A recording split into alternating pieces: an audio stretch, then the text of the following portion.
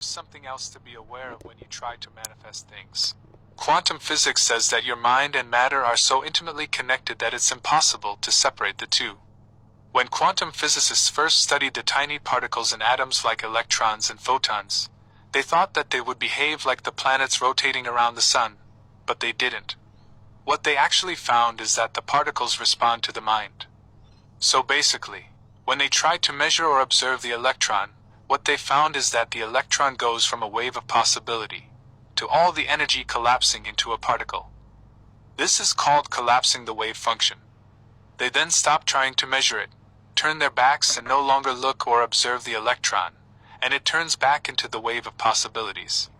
So, this shows us that the mind can affect matter. Did you know that you have an invisible field of energy around your body, and that when you react to someone or something, you draw energy from this invisible field?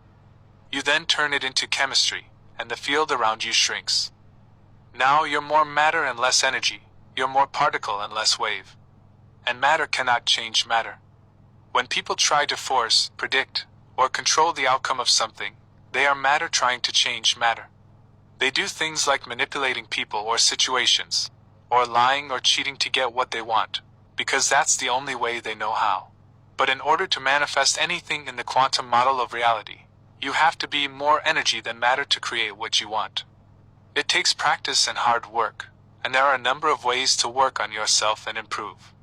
When you can sustain an elevated emotion and thought in the present moment, with your heart energy center open, you begin to broaden the magnetic field around your body, which can be up to 9 meters wide, by the way.